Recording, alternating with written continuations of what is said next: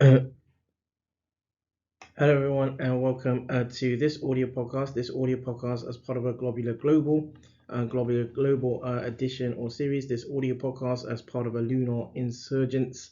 This audio podcast as part of a Skeletal Lobostics, and this audio podcast as part of a Storm Lobostics production. A little bit of an intro into this works around sickle cell anemia and thalassemia.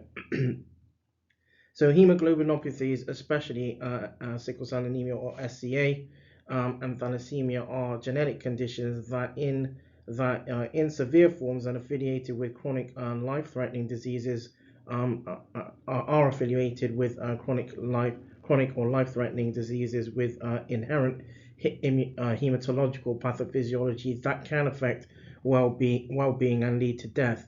SCA is estimated to affect 1 in every 2,000 live births in the United Kingdom, and there are currently up to 15,000 people with SCA in England, making it one of the most sort of common genetic conditions. In the United States, SCA is most prevalent amongst African Americans and occurs in about 1 in every 365 African American births, compared with one in every 16,300 Hispanic births and 1 in every 100,000 non-Hispanic white births. Under certain conditions, patients or recipients with SCA may require blood transfusion or a series of transfusions, and these may be episodic or for treatment of acute or potentially life-threatening disease complications. For some individuals, scheduled, often lifelong chronic transfusions have been sort of the primary treatment for the condition. Um, Blood transfusion carries its own risk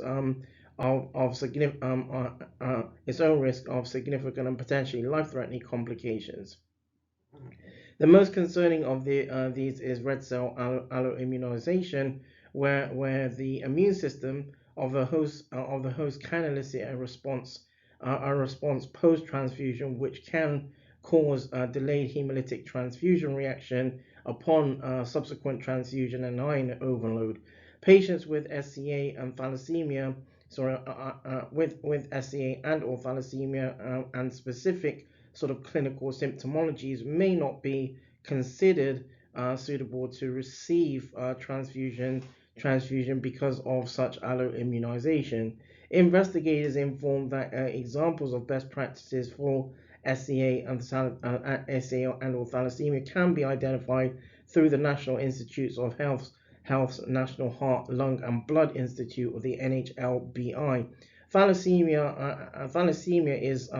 is an inherited red cell condition caused by quantitative defects in sort of the A or B globin chain synthesis, leading to a shortened red cell lifespan. Thalassemia major is perhaps the more serious form of the condition that results in severe anemia, and patients can become transfusion dependent. Every year, about 10,000 young people or children are born with thalassemia major.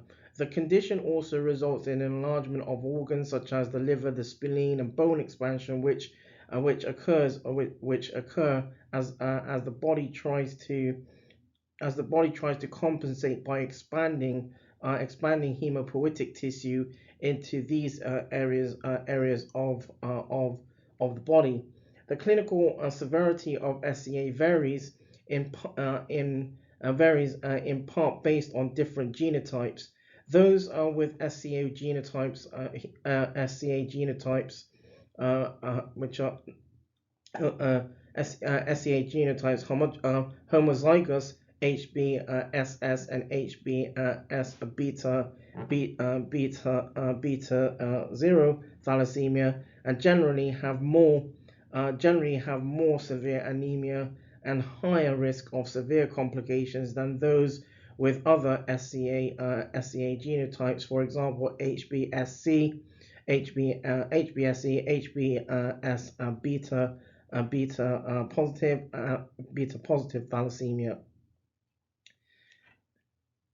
That draws this audio podcast to a close. This audio podcast is part of a sort of an intro into published works around SCA and thalassemia. And this audio podcast is part of a Globular Global. This audio podcast is part of a Lunar Insurgence. This audio podcast is part of a Scale to Lobostics, and this audio podcast is part of a Storm Lobostics production.